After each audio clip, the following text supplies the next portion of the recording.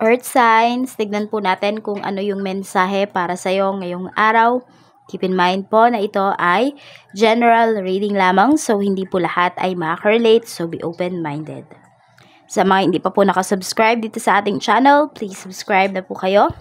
And palike na din po ng ating video, at sa mga nais naman po mag-avail ng ating private readings at ng ating Evil Eye Amulet, makikita nyo po yung link sa description box.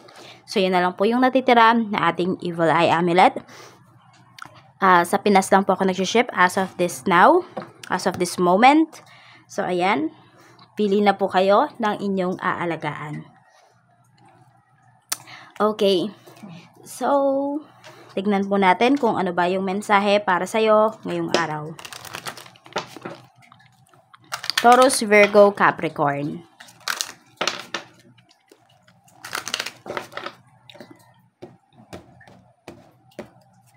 We have Master of a Trade, Female. So, marami ba dito business-minded people? Ayan po. So, maaari din naman na marunong ka makipaglaro sa isang sitwasyon. Earth signs. Ikaw yung tipo ng tao na hindi nagpapatalo because you know your capabilities.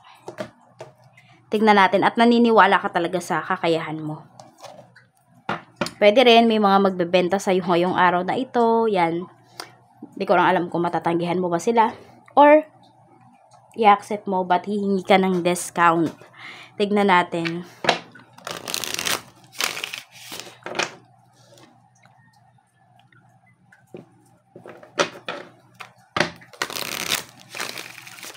Sa family. Sa family, we have the Magician. Okay. So, marami dito, pwede nga po na lahi talaga kayo ng mga nagbi-business ba. Ganyan po. So, maganda sa bahay ngayon, sa family, earth signs, maaaring may mga family members ka na talagang sinusuportahan ka. Na parang tinuturo talaga nila sa'yo yung mga bagay na dapat mo matutunan. Pwedeng sa business, sa life. So, pwedeng may mga advices ka na and some of you na-challenge kayo. Pwede rin kasi na-challenge yung binibigay sa inyo ng family members po ninyo para kayo ay matuto. Parang hindi lahat is spoon feeding. Some of you naman ganun. Sa friends naman po, we have 8 of Swords. Ayan. Sa mga kaibigan mo, maaaring marami kang mga kaibigan na hindi na nakikita kasi sobrang busy, sobrang hectic ba ng schedule nila. Pwede rin naman na ikaw to, earth signs, ikaw yung tumatanggi na ano ba, pag may pagyayayaan na nangyayari or nagkakayayaan, sinasabi mo kaagad na hindi ka pwede. So, ayan, tignan natin. Meron ako nakikita, pwedeng may times na pwedeng bigla na lang bibisita yung mga friends mo. Kasi, yun nga, hindi ka nila mahagilap. So, iniisip nila baka nasa bahay ka. O di, ikaw na lang yung pupuntahan nila. Ikaw yung dadayuhin nila. Sa love life mo, we have 10 of Cups. Ayan po. Marami po sa inyo dito. Happy kayo sa inyong relationship. Happy kayo sa love life niyo. Mayroon man yan or wala. Nandun po na kontento kayo sa kung ano yung mayroon kayo. Kontento kayo sa nararamdaman ng puso ninyo at sa mga pinagkakaabalahan po ninyo. Earth signs. Check naman natin pagdating sa pera. We have naman Queen of Cups. So, pagdating naman sa pera, mas lalo pa kayong binabless kasi hindi po kayo maramot.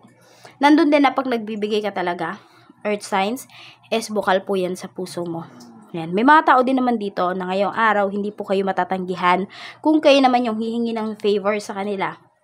Ayan, sabi ko nga marunong ka makipag-usap dito, marunong ka makipaglaro. Earth signs, tingnan natin, pagdating naman sa career, Knight of Pentacles. So, marami sa inyo dito, pwedeng hindi pa kayo satisfied sa career na mayroon kayo. Or hindi pa kayo, parang sa tingin mo, hindi ka pa dyan talaga magre-retire. You know, you feel na mas marami pang mga opportunities na naghihintay sa'yo.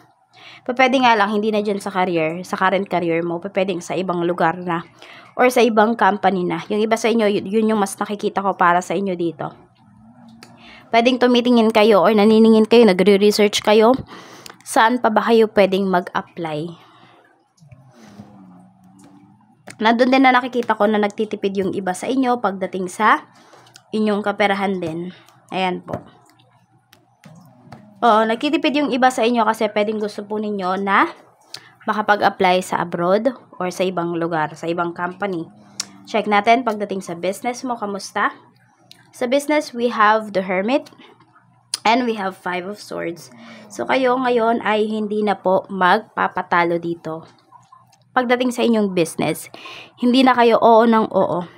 Pwede po kasi na may mga, dito, yung iba sa inyo nalugi. Okay? May chance na yung iba sa inyo nalugi. Bakit? Kasi, kada may reklamo yung client, pwedeng pinapalitan nyo kaagad yung kanilang mga products na binili. Na parang hindi nyo pa naman may make sure na sa inyo ba talaga galing yung liabilities na yon, or yung kunwari may sira. Sa inyo ba talaga yon, or doon na yun sa client nangyari. So, ang nangyayari dito, nalulugi po yung iba sa inyo. Oo. Kaya maging maingat po kayo dito sa yung parang no exchange, no return, etc. Ganun. Basta ganun na policy. So, kung ano po yung policy ninyo, you make sure na alam po yun ng inyong mga kliyente. Para, ayan, hindi yung, para hindi mabalik, galit, ganyan. So, tingnan natin, ano po yung lucky numbers mo. We have number 52. We have number 18. 16. 35. 19. And number 5. Ayan po yung inyong lucky numbers. At ang reminder sa universe ngayong araw na ito, Page of Swords. Ayan. Huwag daw kayong matakot dito na maging curious sa mga bagay-bagay. Huwag kayong matakot matuto. Ayan.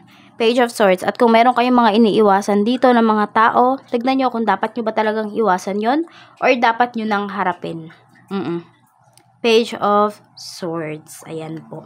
Hindi ko alam kung may ini-stock yung iba sa inyo or marami kayong stalker, so mag-iingat po kayo. Yan lamang po. Maraming salamat sa walang sawang pagsuporta nyo po dito sa aking channel. Mag-iingat kayo always and more blessings to come. Earth signs. Bye-bye!